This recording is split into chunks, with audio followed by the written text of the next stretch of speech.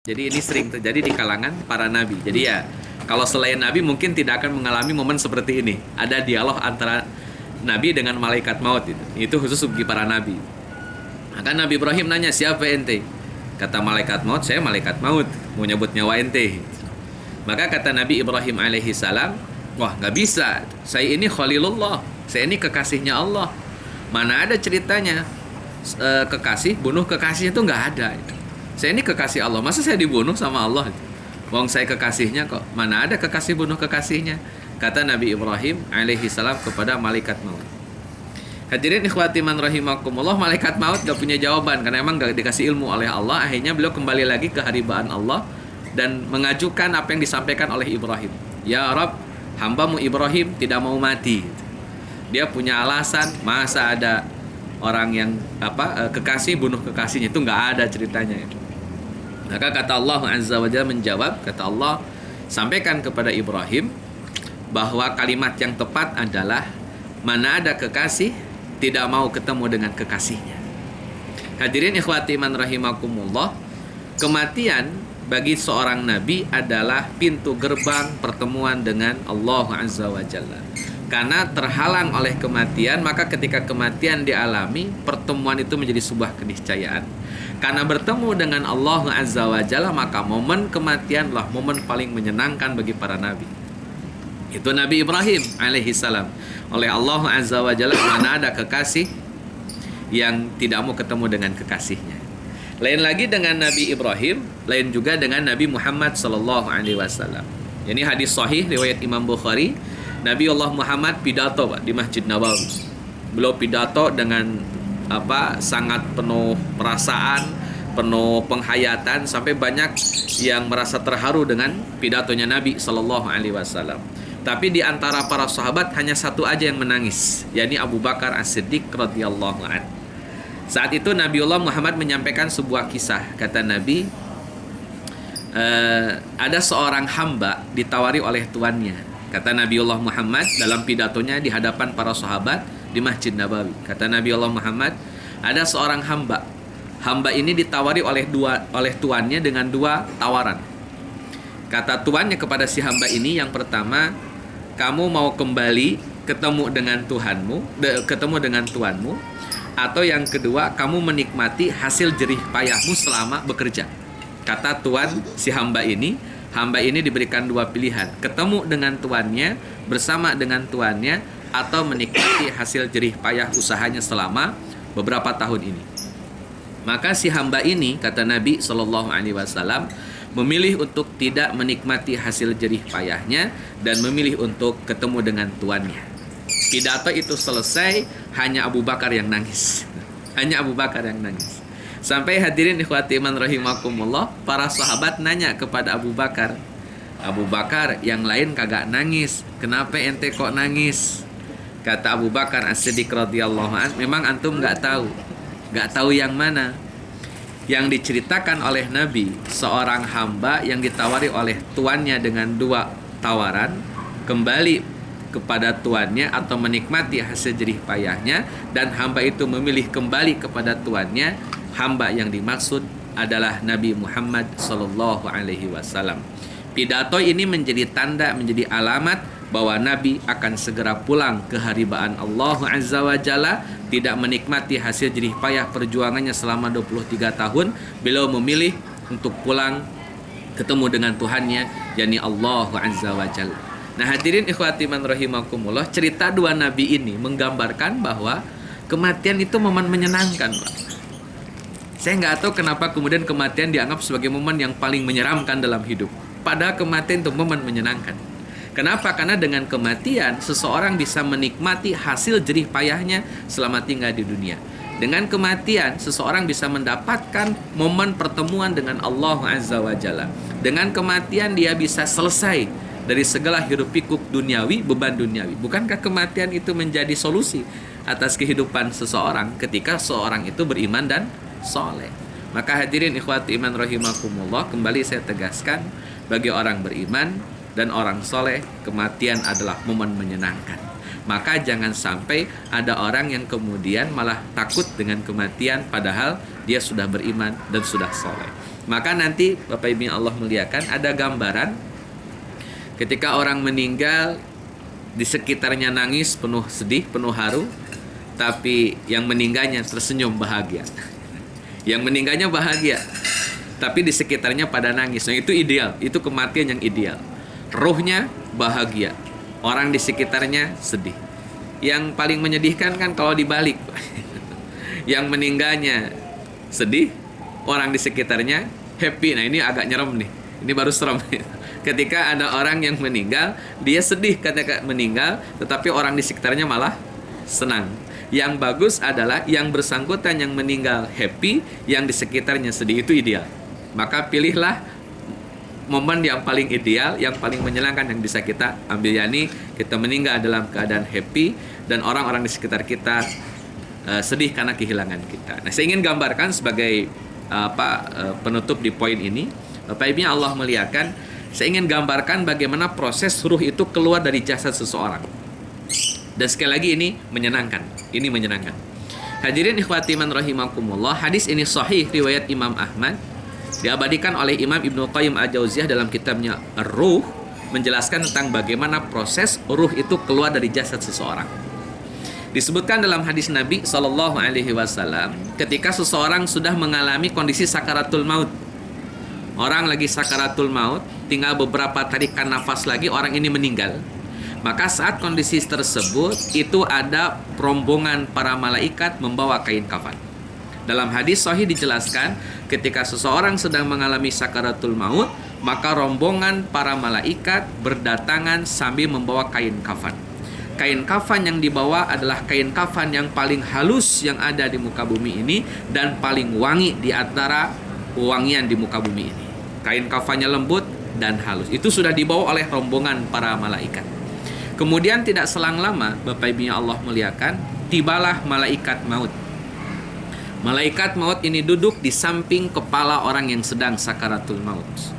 Dan peristiwa ini tentu tidak bisa dilihat oleh manusia, mata kepala manusia biasa, karena ini peristiwa yang gaib, peristiwa yang hanya Allah Azza wa Jalla saja yang tahu detailnya. Tapi dijelaskan oleh hadis Nabi. Malaikat maut datang, duduk di samping kepala orang yang sedang sekarat. Ketika sudah tiba waktunya, sudah datang ajalnya, maka malaikat maut bicara kepada orang yang akan meninggal. Kata malaikat maut, "Wahai ruh yang baik, keluarlah." Maka Bapak Ibu yang Allah muliakan, ruh ini keluar itu seperti air keluar dari teko. Teko isinya air, kemudian dituangkan airnya, seperti itulah ruh keluar dari jasad seorang mukmin dan soleh. Kama qala Rasulullah Sallallahu Alaihi Wasallam, tidak ada rasa sakit, tidak ada beban, tidak ada yang namanya bagaimana dahsyatnya sakaratul maut itu. Karena bagi orang mukmin, ketika dia mukmin dipanggil oleh malaikat maut, keluarlah wahai jiwa yang tenang, maka ruh itu keluar bagaikan air keluar dari teko. Jadi sesederhana itu peristiwa momen kematian bagi orang mukmin dan yang soleh tentunya. Nah, hadirin ikhwati man rahimakumullah, ketika ruh itu keluar, maka malaikat maut memegang ruh itu. Ruhnya keluar langsung dipegang oleh malaikat maut. Namun para malaikat yang membawa kain kafan tidak membiarkan malaikat maut memegang ruh itu lama-lama. Ini Masya Allah ya. Sampai rebutan ruh Pak ini. Para malaikat yang berjejer yang bawa kain kafan ini tidak membiarkan sesaat pun ruh itu dipegang oleh malaikat maut. Langsung bersegera para malaikat ini membawa ruh yang keluar dan diletakkan di atas kain kafan yang lembut dan penuh wangi. Hadirin ikhwati man rahimakumullah, kemudian rombongan para malaikat ini membawa ruh orang beriman tadi ke atas langit. Disebutkan oleh para ulama, ke atas langit secara hakikatan, naik ke atas. Dijelaskan oleh Nabi SAW dalam lanjutan hadisnya, setiap langit itu penduduknya komentar. Ketika ruh yang soleh, yang mukmin tadi diletakkan di atas kain kafan yang wangi dan lembut, naik ke atas, para penduduk langit semua komentar. Ketika naik ruh ini, ketemu dengan penduduk langit pertama, kata penduduk langit, "Wangi nian ruh ini, ruh siapakah ini?" Maka para malaikat menyebutkan nama yang meninggal dengan nama terbaik yang dia punya. Disebutkan namanya dengan nama yang terbaik yang dia punya selama di dunia. Fulan bin Fulan. Maka komentar penduduk langit, alangkah wangi dan harumnya ruh orang ini. Naik ke langit kedua, ketiga, sampai menembus sampai ke haribaan Allah Azza wa Jalla. Seluruh komentar penduduk langit semua berkomentar, alangkah wangi nian, alangkah indah nian ruh ini. Hadirin ikhwati man rahimakumullah, sekali lagi, kematian momen menyenangkan, nggak ada serem-seremnya. Ketika sampai di haribaan Allah Azza wa Jalla, kemudian Allah berfirman kepada ruh ini, aku ridho kepadanya. Kata Allah, aku ridho kepadanya. Kemudian kata Allah, kembalikan dia ke bumi untuk diperlakukan oleh munkar dan nakir dalam bentuk pertanyaan alam kubur. Nah hadirin ikhwati man rahimakumullah, saya tidak bisa detailkan bagaimana Allah menurunkan kembali ruh sehingga masuk ke jasad itu, wallahu alam. Apakah betulan ruh masuk ke jasad yang ada di liang lahat atau bagaimana mekanismenya, wallahu alam. Itu perkara gaib yang tidak bisa saya jelaskan. Yang jelas ruh itu kembali kepada jasad dan ditanya oleh malaikat munkar dan nakir. Hadirin ikhwati iman rahimakumullah, tapi sudah ada SK keridhaan, Pak. Ridhonya sudah dapat.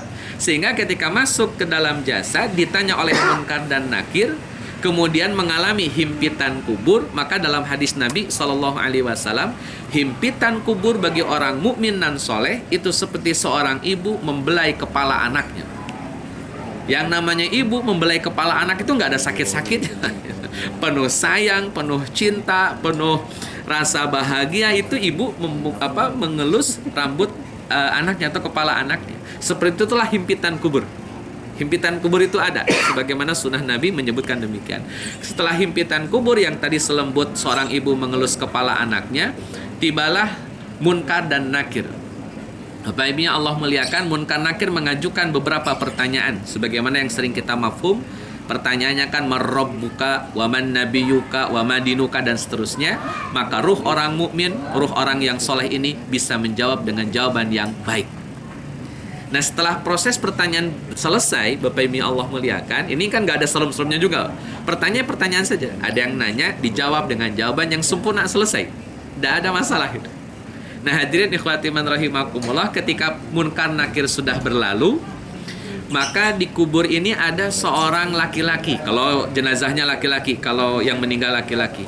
Ada seorang perempuan, kalau yang meninggal perempuan, Pak. Yang laki-laki ini ganteng luar biasa, yang perempuan ini cantik luar biasa.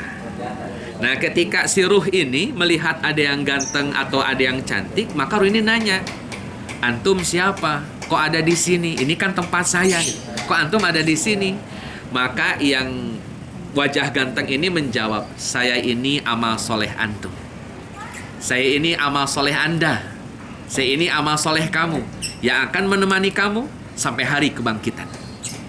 Itu kata amal soleh yang berada di dalam alam kubur. Maka Bapak Ibu yang Allah muliakan, kata si mayat, si jenazah, si ruh ini, ya Allah segerakan kiamat, segerakan kiamat. Sampai begitu Pak.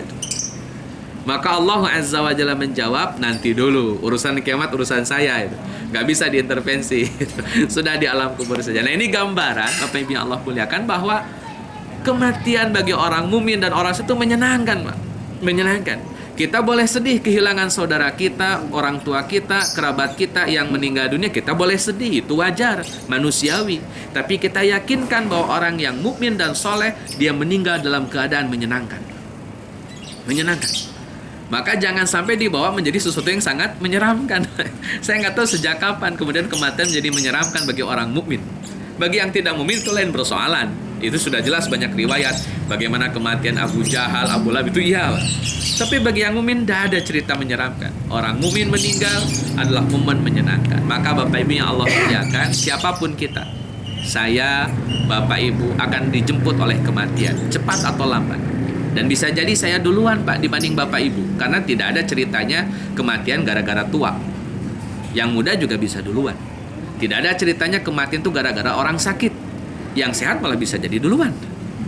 Yang sakit puluhan tahun nggak meninggal. Yang kemarin sehat, olahraga, aktivitas normal, tiba-tiba dengar kabar sudah meninggal. Semuanya itu menjadi ketentuan Allah Azza wa Jalla. Maka sejak hari ini, atau kalau Bapak Ibu sudah tahu ilmunya sejak dulu, ya alhamdulillah. Tapi kalau masih ada frame bahwa kematian itu menyenangkan, sejak hari ini kita sepakati kematian itu menyenangkan. Maka persiapkan diri, persiapkan amal, persiapkan bekal agar saat malaikat maut itu datang, momen itu menjadi momen paling indah dalam kehidupan kita. Momen terindah saat kita punya kehidupan di muka bumi ini adalah ketika kita dijemput oleh malaikat maut dengan cara yang terbaik, sebagaimana tadi hadis Nabi Shallallahu Alaihi Wasallam sebutkan. Jadi indah, bahagia. Walaupun mungkin keluarga kita nangis karena kehilangan kita, itu siap, itu wajar, namanya juga manusiawi. Nabi saja Shallallahu Alaihi Wasallam kehilangan putrinya bernama Zainab, kehilangan anaknya bernama Ibrahim dari Maria Al-Qibtiyah, beliau menangis juga. Ya, itu wajar saja, tidak pernah dianggap hina dalam pandangan Islam, sah-sah saja. Tapi kita yakini bahwa yang meninggal itu mendapatkan momen terindahnya dalam kehidupannya. Dan terakhir, Bapak Ibu yang Allah muliakan, bicara amal sebagaimana pesan Nabi Shallallahu Alaihi Wasallam, karena amal pada akhirnya menjadi bekalan kita di yaumil akhir nanti. Sebagaimana perjalanan, Pak. Kalau saya orang Cianjur harus pulang kampung ke Cianjur, mungkin ada Bapak Ibu di rumah masing-masing ini yang orang Jawa, orang mana pasti pulang ke kampungnya tentu harus bawa bekal, Pak. Kalau nggak bawa bekal ya repot, ya setidaknya ongkos bensin lah begitu. Kalau nggak bawa bekal, gimana nanti bisa sampai ke kampung halaman? Mau nggak mau, kalau orang mau pulang kampung harus punya bekal, dan bekalnya adalah amalun soleh. Iman dan amal soleh adalah bekalnya. Kalau dalam bahasa Al-Quran, watazawwadu fa inna khairuz zadid taqwa, maka berbekallah kalian karena sebaik-baik bekal adalah takwa. Takwa itu adalah beriman dan beramal soleh, include di dalamnya. Maka mudah-mudahan setiap kita yang masih hidup bisa memberikan perbekalan yang cukup, yang banyak, sehingga ketika nanti di yaumil akhir nanti kita bisa berbangga di hadapan Allah Azza wa Jalla bahwa kita termasuk hambanya yang punya bekal banyak. Bagaimana pesan Nabi Sallallahu Alaihi Wasallam berkaitan dengan amal soleh? Kata Nabi, Bismillahirrahmanirrahim, badiru bil a'mali fitanan, bersegeralah melakukan amal soleh sebelum zaman fitnah itu datang. Bapak Ibu yang Allah muliakan, hari ini kita tidak lagi sedang menunggu zaman fitnah, Pak. Tapi hari ini kita sedang berada di zaman fitnah. Zaman fitnah adalah zaman sebelum kiamat terjadi, dan kita sedang berada di situ. Maka perintah Nabi untuk menyegerakan amal soleh menjadi keharusan bagi kita hari ini. Dan terakhir, Bapak Ibu yang Allah muliakan, pesan terakhir di surat Al-Fajr ayat 27, 28, 29, 30, Allah Azza wa Jalla berfirman, Ya ayatuhan nafsul mutmainnah, wahai jiwa-jiwa yang tenang. Dan mudah-mudahan kita yang dimaksudkan oleh Allah Azza wa Jalla di dalamnya. Wahai jiwa-jiwa yang tenang, irji'i ila rabbiki radiyatan mardiyah, pulanglah ke hadirat Allah dalam keadaan ridho dan diridhoi. Saya harus ulang ini, pulanglah dalam keadaan ridho. Kalau keadaan ridho berarti kitanya yang ridho, dan diridhoi berarti Allahnya yang ridho. Kita pulang ridho, Allah juga ridho. Kita pulang happy, Allah juga happy. Kita pulang senang, Allah juga senang. Radiyatam mardiyah. Karena kalau kita pulang happy, Allah juga happy menyambut kita. Lanjutan ayatnya, fadkhuli fi ibadi, masuklah sebagai hamba-hambaku. Dan terakhir, wadkhuli jannati, dan surga Allah berikan kepada kita. Gak ada yang mahal bagi hamba yang beriman dan yang banyak amal soleh. Surga bagi orang yang beriman dan beramal soleh itu Allah berikan dengan cuma-cuma. Mudah-mudahan kita termasuk di dalamnya. Yang masih sehat, yang masih hari ini hadir, mudah-mudahan Allah tetap sehatkan, Allah panjangkan umurnya, Allah berikan keberkahan, kebahagiaan, keselamatan fi dunia wal akhirah. Dan bagi keluarga kita yang telah mendahului kita doakan mudah-mudahan kematiannya menjadi momen paling menyenangkan baginya. Allah Azza wa Jalla lapangkan kuburannya, Allah Azza wa Jalla maafkan salah dan khilafnya, dan Allah terima seluruh amal ibadahnya. Allah tempatkan di tempat yang mulia di sisinya. Barangkali itu yang bisa disampaikan. Mohon maaf atas segala kekurangan. Kembali kepada host barangkali.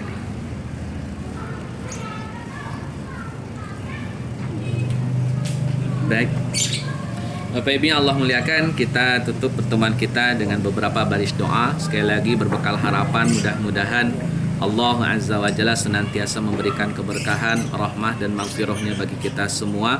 Karena tanpa maghfirah dan tanpa rahmat tidak ada siapapun yang bisa mendapatkan surga. Hanya karena rahmat dan maghfirah Allah lah kita bisa mendapatkan kelayakan menempati surganya nanti di yaumil akhir nanti. Kita tutup pertemuan kita dengan surat Al-Fatihah. A'udzubillahi minasyaitonirrajim. Bismillahirrahmanirrahim. Alhamdulillahirabbil alamin arrahmanir rahim maliki yaumiddin iyyaka na'budu wa iyyaka nasta'in ihdinas siratal mustaqim siratal ladzina an'amta 'alaihim ghairil maghdubi 'alaihim waladdallin amin. Allahumma salli ala Muhammad wa ala ali Muhammad kama sallaita ala ali Ibrahim wa barik ala Muhammad wa ala ali Muhammad kama barakta ala ali Ibrahim fil alamin innaka Hamidum Majid. Allahumma ighfir lil mu'minina wal mu'minat muslimina wal muslimat al ahya'i minhum wal amwat innaka sami'un qarib mujibud da'wat. Rabbana taqabbal minna innaka antas sami'ul alim. Rabbana hab lana min azwajina wa dhurriyyatina qurrata a'yun waj'alna lil muttaqina imama. Rabbana atina fid dunya hasanah wa fil akhirati hasanah wa qina azabannar. Allahumma ighfir lahu, Allahumma ighfir lahu, Allahumma ighfir lahu. Rabbana taqabbal minna innaka antas sami'ul alim. Subhanak. Alhamdulillahirabbil alamin. Assalamualaikum warahmatullahi wabarakatuh.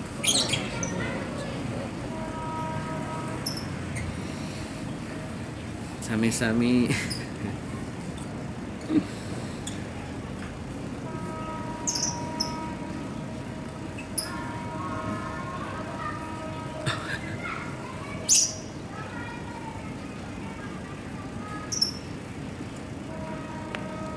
Boleh, kalau ada silahkan. Amin ya Allah.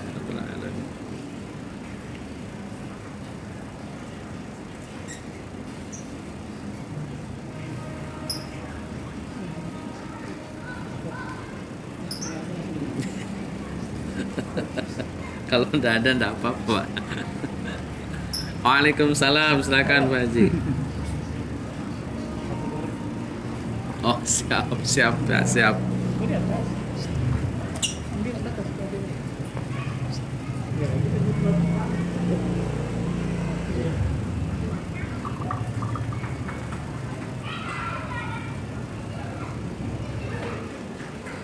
Ya, dalam tubuh kita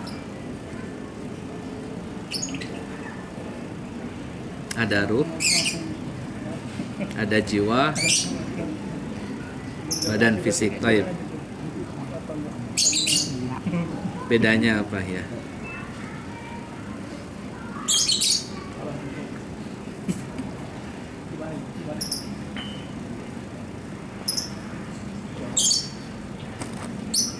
Baik, siap. Siap. Baik, sama-sama, Pak. Baik Bapak Ibu yang Allah muliakan, komponen badan kita cuma ada dua, Pak. Ruh dan jasad. Ruh dan jasad. Jadi penamaan jiwa itu karena memang keterbatasan kosakata bahasa Indonesia. Dalam bahasa Arab itu kan ada ruh, ada nafsun gitu. Nah, ruh dan nafsun itu diterjemahkan dalam bahasa Indonesia ruh dan jiwa. Padahal nafsun itu ya ruh-ruh juga itu Pak sebetulnya dalam diksi bahasa Arab. Cuman memang beda penekanan Pak. Kalau ruh itu energi hidup yang menghidupkan, kalau nafsun itu ruh yang telah memiliki kecenderungan. Itu nafsu namanya. Jadi ruh yang sudah punya kecenderungan baik, ruh yang sudah punya kecenderungan buruk itu disebut nafsun. Makanya nanti ada nafsul mutmainnah, ruh yang sudah punya kecenderungan baik dan tenang. Ada ruh yang disebut dengan nafsul ammarah, ruh yang sudah punya kecenderungan jelek. Jadi ruh itu ya dengan nafsun sama-sama saja. Cuman bedanya kalau ruh itu energi yang menghidupkan, mirruhillah itu dari ruhnya Allah. Kalau nafsun ketika ruh sudah punya kecenderungan baik dan buruk. Baik jadi nafsul mutmainnah, buruk jadi nafsul ammaroh. Sebetulnya ruh-ruh juga. Cuman sayangnya translate bahasa Indonesia bermasalah di kita, Pak. Ruh jadi roh, nafsun jadi jiwa. Jadi kesannya kayak ada dua, padahal ruh-ruh juga sebetulnya secara hakikatan. Jadi cuman ada dua elemen yang mengisi tubuh kita, ruh dan jasad. Ruh yang sudah punya kecenderungan baik atau buruk disebut nafsun. Kurang lebih gitu pemahamannya. Dari mana kita tahu bahwa komponen manusia itu ada ruh dan jasad? Dari hadis Nabi, Pak. Mungkin kalau tidak salah ini hadis Arba'in nomor 4. Nanti mungkin boleh di cross check. Hadis Arba'in karangan Imam Nawawi itu hadis nomor 4. Bahwa kata Nabi SAW, janin yang baru berusia 4 bulan, janin dalam perut ibunya gitu, itu di usia 4 bulan baru ditiupkan ruh. Itu komponen yang menghidupkan, Pak. Awalnya janin dari 0 sampai 4 bulan itu tidak disebut manusia. Makanya nanti dalam kaidah fikih kalau ada ibu keguguran dengan usia kandungan kurang dari 4 bulan, taruhlah 2 atau 3 bulan, maka itu tidak akan dihukumi manusia. Cukup dikubur saja gitu. Kalau kegugurannya kurang dari 4 bulan. Tapi kalau kegugurannya lebih dari 4 bulan, maka akan dihukumi manusia. Nanti dimandikan, dikafankan, disolatkan, dikuburkan. Kenapa? Karena sudah jadi manusia. Jadi ketika ruh masuk ke dalam jasad, dia jadi manusia. Disebut dalam bahasa Arab dengan kalimat insan. Insan itu ketika ruh, jasad ketemu. Ruh dan jasad ketemu disebutlah manusia, disebutlah insan. Yang disebut hidup itu ruh yang menghidupkan, jasad yang terbuat dari tanah. Kalau saya kasih ilustrasi gini, Pak. Antara HP dengan casingnya, Pak. HP itu ruh, casing itu jasad. Jadi yang disebut jasad ya casing saja. Hanya tampilan luar, itu asalnya dari tanah. Adapun ruh itu dari Allah Azza wa Jalla. Itu nanti hakikatnya Allah saja yang tahu ruh seperti apa, karena nggak ada yang tahu hakikat ruh kecuali Allah Azza wa Jalla. Jadi ruh bersatu dengan jasad, jadilah hidup, jadilah kita, Pak. Saya, Bapak, Ibu itu ada ruh, ada jasad. Nah nanti Bapak Ibu yang Allah muliakan, saat kita meninggal yang disebut mati ya. Mati itu ketika ruh yang tadinya ditiupkan ke dalam jasad, ruh itu dicabut, Pak.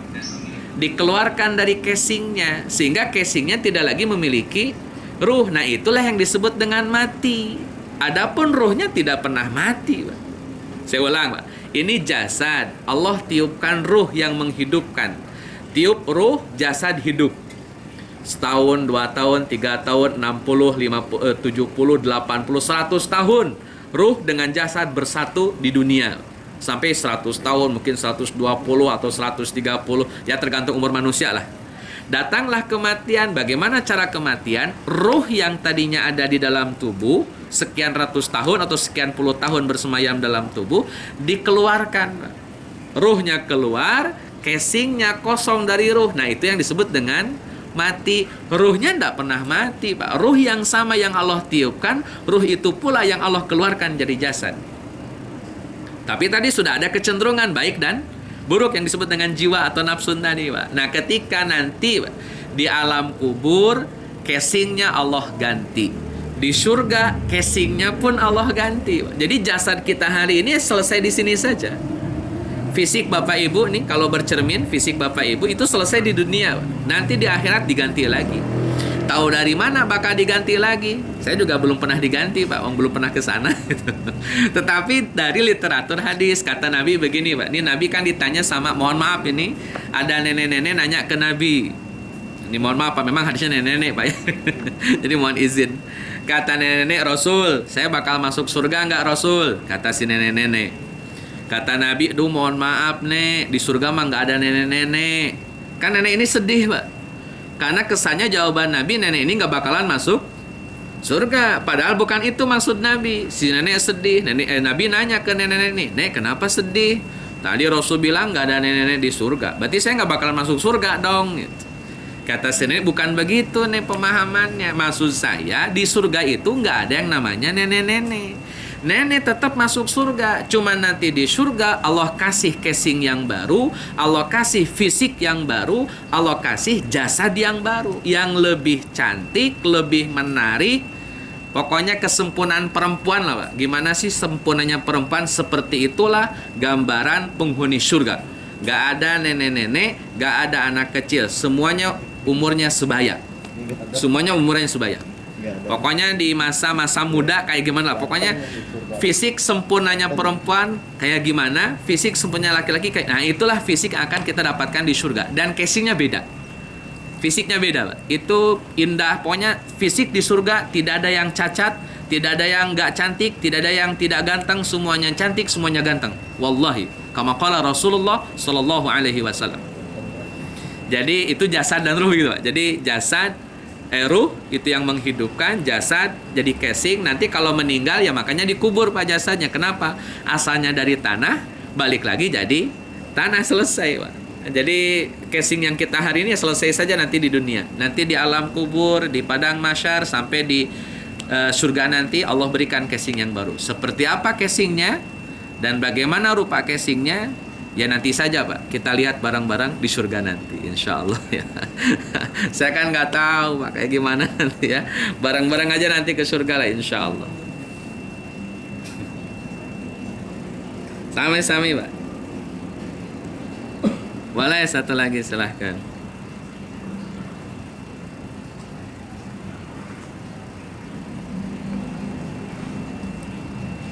Sakit. Tuh. Baik. Jadi ada hadis lah, tapi ini saya nanti sebut hadis dulu lah ya. Ada hadis katanya Nabi itu sakaratul mautnya sakit. Kemudian kata Nabi, "Wahai Jibril, kenapa engkau berpaling dariku?" Terus kata Jibril, "Aku tidak tega melihat orang yang dicintai Allah kesakitan." Makanya Jibril berpaling wajahnya. Kemudian Nabi Muhammad komentar, "Alangkah sakitnya sakaratul maut ini." Sampai kata Nabi, "Ya Rabb, timpakan seluruh rasa sakit sakaratul maut kepadaku, jangan kau timpakan kepada umatku." Itu kan kalimat Nabi Pak. Ini mengharu biru, heroik dan luar biasa. Saya baca hadis ini juga nangis Pak itu. Cuman sayangnya Bapak Ibu yang Allah muliakan, hadis ini dikategorikan hadis dhaif. Dikategorikan hadis dhaif. Jadi ya kalau dhaif saya belum berani bilang benar gitu. Setidaknya para ulama sudah menghukumi hadisnya dhaif. Tapi secara umum Pak, sakaratul maut itu sakit ya. Makanya Nabi menganjurkan kepada kita doa Allahumma hawwin alaina fi sakaratil maut. Tetapi Pak, saya kasih ilustrasi Pak, ini kasih ilustrasi. Sakaratul maut tetap sakit. Hanya saja Pak, ini hanya saja. Saya kasih ilustrasi gini Pak. Kalau orang sedang terluka fisiknya, tapi dia melihat sesuatu yang indah. Atau gini lah, orang itu lihat sesuatu yang indah, yang hebat, yang dahsyat. Itu ada kalimat terpana namanya Pak. Terpana itu dia fokus, konsentrasi dengan yang indah, dengan yang hebat. Kan gitu Pak. Sehingga dipanggil sama orang aja dia kagak denger Pak. Karena saking fokusnya. Bapak Ibu Allah muliakan, orang yang sedang sakaratul maut, Allah tampakkan balasannya di akhirat. Jika dia penghuni surga, Allah gambarkan pahala surga di akhirat. Maka sakaratul maut sesakit apapun tidak terasa karena indahnya pahala surga yang dia lihat ketika sakaratul maut. Makanya kayak keluar biasa aja Pak. Saya sampaikan sebuah hadis Pak. Namanya Sya'ban. Sya'ban ini seorang sahabat Nabi yang meninggal. Sya'ban ini Bapak Ibu yang Allah muliakan, ketika meninggal Nabi tidak ada di samping beliau, tapi isinya ada. Nah Sya'ban ini ketika meninggal menyebutkan kalimat-kalimat yang agak aneh. Nggak biasanya orang meninggal kalimat yang diucapkan seperti itu gitu. Kalimat yang pertama Sya'ban adalah andai semuanya.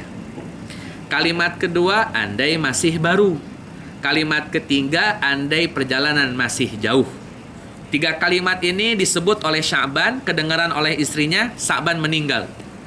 Istrinya bingung, ini orang aturan baca apa gitu ya, atau baca dzikir apa, ini malah kalimatnya andai semuanya, andai masih baru, andai perjalanan masih jauh. Karena istrinya nggak tahu menau tentang urusan sakaratul maut, maka istrinya Sya'ban bertanya kepada Nabi SAW.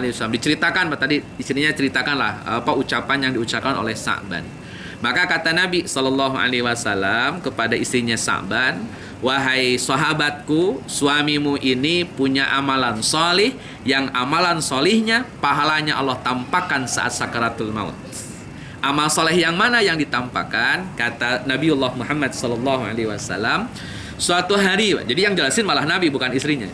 Suatu hari Sa'ban itu pulang dalam keadaan capek dan lapar.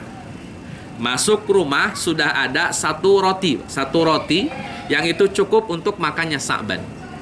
Pas mau dimakan roti itu, pintu rumah Sa'ban digedor. Sa'ban yang tadinya mau makan, ditaruh dulu makanannya, dibuka dulu pintu rumahnya. Ketika dibuka pintu rumahnya, ternyata pengemis minta makan. Itu Sa'ban langsung berpikir bahwa, waduh, minta makan nih, sama kayak saya dong, lapar. Kerasa betul bagaimana rasanya lapar. Akhirnya dia masuk ke rumahnya. Roti yang dia punya yang utuh satu itu dia potek jadi dua. Jadi setengah-setengah. Setengah dimakan oleh Sa'ban, setengah lagi diberikan kepada si pengemis. Demi Allah, Bapak Ibu yang Allah muliakan, pahala saat sakaratul maut dengan setengah roti yang diberikan oleh Sa'ban, Allah tampakkan dengan pahala yang dahsyat. Maka Sa'ban berkata, berucap saat sakaratul mautnya, coba kalau semuanya saya kasih, tentu pahalanya jauh lebih besar. Padahal itu cuma setengah roti, Pak. Apalagi kalau satu roti dia kasih. Jadi Sa'ban nyesel, kenapa kagak semuanya ya? Ini pahalanya sudah gini, apalagi kalau semuanya, gitulah logikanya. Tapi kan ya sudah meninggal, nggak mungkin bisa amal lagi kan begitu. Amal yang kedua, Bapak Ibu yang Allah muliakan, waktu Sa'ban keluar di musim dingin, dia tenteng mantel yang bagus, dia pakai mantel yang lama karena dia belum beli mantel yang bagus. Di tengah perjalanan ada orang kedinginan, ada orang yang nangis, kedinginan, meringis, dia butuh selimut, maka oleh Sa'ban diberikan mantelnya. Cuman bukan yang baru. Yang diberikan mantel yang lama. Mantel yang lama diberikan, mantel yang baru dia pakai. Saat sakaratul maut, pahala mantel yang lama yang Sa'ban berikan dahsyat. Makanya kata Sa'ban, andai yang baru yang saya kasih, tentu pahalanya lebih besar daripada ini. Terakhir, Bapak Ibu yang Allah muliakan, amalan yang dilakukan oleh Sa'ban dan pahalanya ditampakkan saat sakaratul maut adalah ketika memapah orang tua lagi buta pergi ke masjid. Jadi ada orang tua sudah sepuh, sudah jalannya lambat, buta pula, oleh Sa'ban dituntun sampai bisa sholat ke masjid. Gara-gara nuntun orang sholat ke masjid, Sa'ban mendapatkan pahala yang dahsyat. Saat sakaratul maut, Allah tampakkan. Kata Sa'ban, coba kalau jalannya masih jauh, pahalanya tentu jauh lebih besar. Jadi Bapak Ibu yang Allah muliakan, sakaratul maut tetap ada, tapi pahala yang Allah tampakkan saat sakaratul maut menghilangkan rasa sakit sakaratul maut yang kita alami. Bagaimana rasanya? Ya nanti saja Pak, kalau sakaratul maut bisa dijawab. Kan nggak bisa dijelasin Pak, gimana rasanya saya juga nggak tahu, belum sakaratul maut. Karena sakaratul maut itu testimoni terakhir sekaligus sekali seumur hidup Pak, nggak bisa diulang. Jadi ya mudah-mudahan sakaratul maut kita Allah tampakkan pahala kebaikan kita. Makanya perbanyak amal soleh, banyakin bakalnya, kuatkan imannya. Insya Allah kematian jadi momen paling indah dalam kehidupan kita, insya Allah. Selesai itu barangkali Pak, sami-sami. Saya mohon izin barangkali semuanya. Assalamualaikum warahmatullahi wabarakatuh.